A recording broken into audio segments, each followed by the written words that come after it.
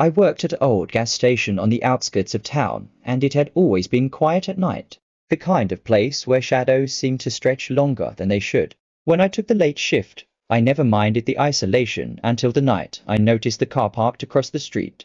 It was an old rusted sedan with tinted windows, and it had been there every night for the past week. At first, I dismissed it as a coincidence. But as the night dragged on, the car's presence became a chilling routine. Every time I glanced outside, the car remained unmoving, like a silent sentinel. One particularly airy night, I noticed that the car's headlights were on, even though it wasn't running.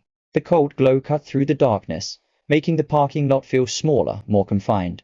I tried to shake off the feeling of dread that clung to me, focusing on the repetitive task of stocking shelves and cleaning the counter.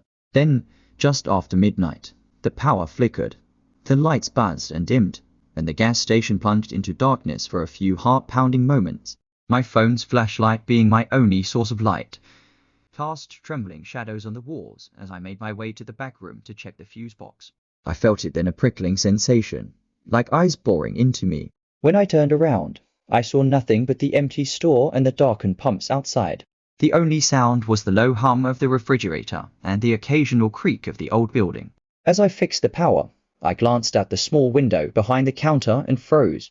The sedan was now parked directly in front of the station, its engine running softly. The driver's seat was empty. My heart raced as I unlocked my phone, dialing the local police. But I didn't have service, and panic surged through me as I realized the station's phone lines had also gone out. I tried the front door to lock it, but it wouldn't budge.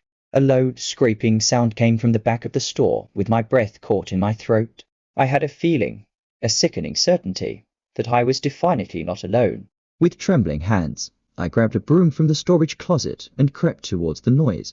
The back door creaked open slightly, and a shadow slipped inside. My phone's flashlight flickered weakly, casting an eerie glow on the figure that moved stealthily through the darkness. It was the outline of a man, his features obscured by the hood of his jacket. My pulse pounded in my ears. I backed away slowly, with my eyes locked on the figure, when I saw a note pinned to the bulletin board by the register. It was hastily scrawled in messy handwriting. "I'll be watching you, always." The lights flickered back on suddenly, and the man was gone. I looked out through the front window again. The sedan had disappeared, leaving only tire tracks in the dust. The station was silent once more, but the feeling of unease lingered. I never took another night shift. Every evening, as I drove past the gas station, I could still see the ghostly glow of headlights in the distance, and the same chilling message replayed in my mind: "I'll be watching you, always."